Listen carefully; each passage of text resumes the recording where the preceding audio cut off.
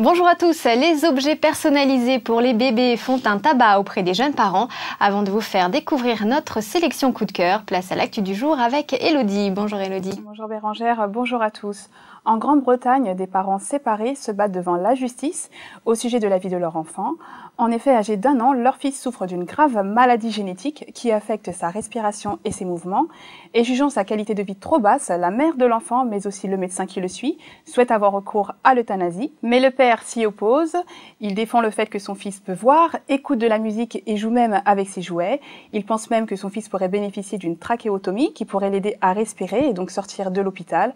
Il faut savoir, Bérangère, que si le jugement de la Cour suprême est en faveur de la mère, ça sera la première fois qu'un hôpital arrête les soins sur un enfant dont le cerveau n'est pas endommagé. Merci Elodie. On enchaîne, comme je vous le disais, avec une sélection d'objets personnalisés pour les bébés. Petit florilège avec Marianne. Bonjour Marianne. Bonjour Bérangère, bonjour à tous. Alors c'est vrai que c'est la grande tendance. Aujourd'hui, on a envie d'offrir un petit cadeau avec sa touche personnelle. Alors je vous ai sélectionné du coup 4 produits et vous allez voir que c'est tout des produits vraiment très sympathiques. Et on commence par une invention de la société Les Griottes. Elle est partie d'un constat très simple, c'est qu'à la naissance, souvent on offre plein de doudous aux bébés et souvent les parents ne savent pas quoi en faire. Alors on a la solution, eh bien c'est le fameux maître à doudou. Donc là c'est très simple, on glisse les doudous dans les petites culottes blanches et l'avantage aussi c'est que vous pouvez personnaliser au prénom de votre enfant. Ici c'était au nom de la rédaction d'Info Bébé. Et on peut aussi l'accrocher facilement au mur. Tout à fait, il y a des petites pattes prévues à cet effet, donc là c'est très simple, il suffit de le punaiser au mur. Ce qu'on aime aussi c'est que c'est une fabrication qui est française. Donc ça vaut le coup d'investir pour un budget de 45 €. D'accord. Autre objet déco? Oui, alors autre objet déco, c'est le baobab généalogique pour apporter une petite touche africaine à la chambre de bébé. Alors l'avantage, c'est que votre tout petit va pouvoir faire connaissance avec les membres de votre famille et puis ça fera un joli objet déco.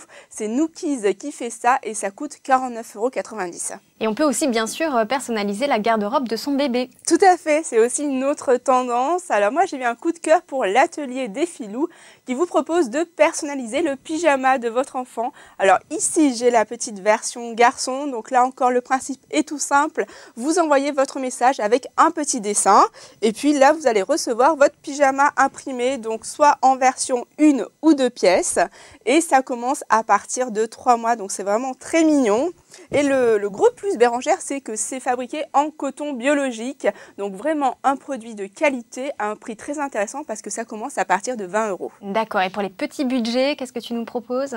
Alors là, un petit accessoire vraiment sympathique, c'est Audrey, une jeune maman qui fait partie de l'association des mompreneurs, on en parlait récemment au JT, qui a eu l'idée de mettre en place des tétines personnalisées au prénom de votre enfant. En fait, elle a utilisé sa propre expérience, elle s'est rendue compte qu'à la crèche, souvent les tétines étaient échangées. Donc, elle vous propose d'inscrire le prénom de votre enfant. Elle propose des formes et des couleurs différentes pour plaire à tout le monde. Et en plus, c'est fait sans BPA, c'est des produits en silicone. Donc là aussi, c'est un gros avantage. Tout ça à un prix très raisonnable, c'est 15 € les 3. Par contre, juste un petit conseil avant de se lancer, c'est quand même de demander l'avis aux parents. D'accord, merci beaucoup Marianne. Je vous dis à demain pour de nouvelles news. Salut!